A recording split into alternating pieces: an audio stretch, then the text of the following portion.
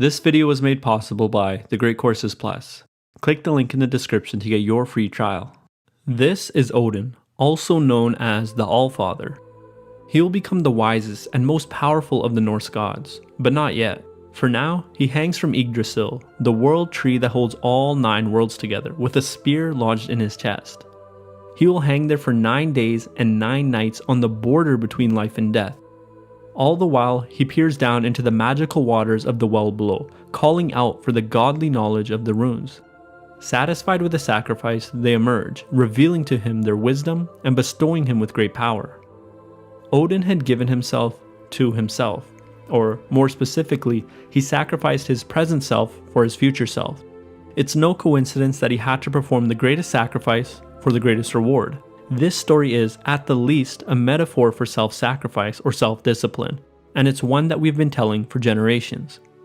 Humanity has held the virtue of self-control in such high regards that it's a staple in most religions and the moral of many myths. In Christianity, the first sin, eating the forbidden fruit, was a lapse in self-control. In Greek mythology, evil entered the world when Pandora could not control her curiosity and opened the box. This myth in particular has even entered our everyday language. If I want you to avoid a temptation for fear of causing disastrous consequences, I might warn you against opening Pandora's box. The elevation of this virtue to religious and mythic proportions highlights a commonly held belief. Self-discipline plays a huge role in leading you to your best future, as in the case of Odin, or your worst one, as with Pandora. If this is true, it seems like it would be great if we could all have some more self-discipline, but what is self-discipline?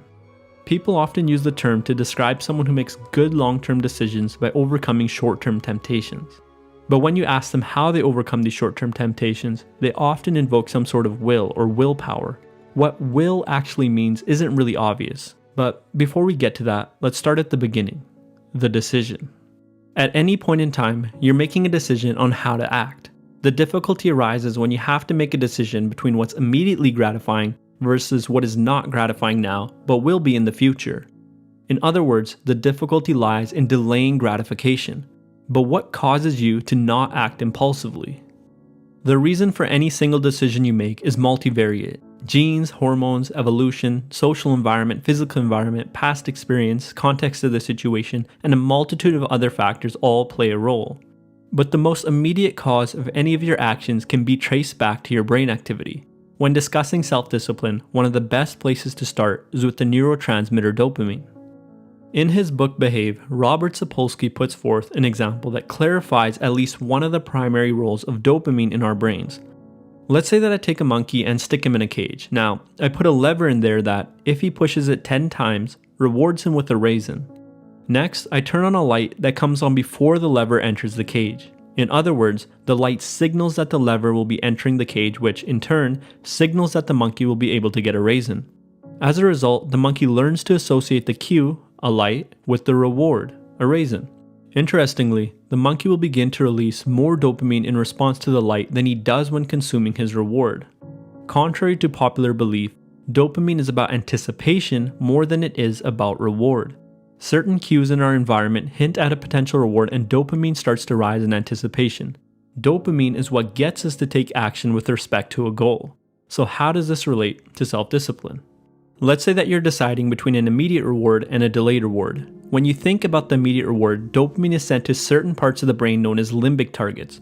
When you think of the delayed reward, dopamine is sent to a different part of the brain known as frontocortical targets. If the part of the brain associated with delayed rewards is more stimulated, you're more likely to delay gratification. Again, dopamine plays a role in driving our action. So how does your brain decide how much dopamine is sent to each part?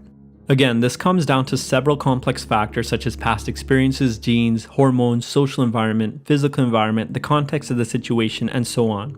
But pragmatically, the brain's decision is affected by how pleasurable the reward is and how much time it takes to get that reward. Here's an example to help you understand it intuitively. Let's say that I make you an offer. You can have $100 today or $100 tomorrow. The reward is the same, but the time delay is greater in the second scenario. You'll probably take the $100 today because there's no point in waiting until tomorrow. But what if I said that you could get $100 today or $200 tomorrow? It's more likely that you'll be willing to wait if an extra $100 is pleasurable enough. But what if I said that if you wait until tomorrow you could get $101? you'll probably revert back to taking the $100 today. Your brain does multiple calculations like this every time you decide. It creates a sense of wanting or reward seeking based on the speed and size of a reward. So how do you end up determining what rewards to seek? To live life is to have desires. The world fills you up with needs and wants, inviting you to come and interact with it. Every time you satisfy a desire, you receive an internal reward and a belief forms about how you did it. When that desire reemerges, your brain activates the corresponding belief circuitry and dopamine releases in anticipation of the reward, and this motivates you to repeat the same action as before. In other words, you begin to form a habit. With each repetition, the neural pathway strengthens and you solidify the habit's role as a solution to your desire. Here's the punchline.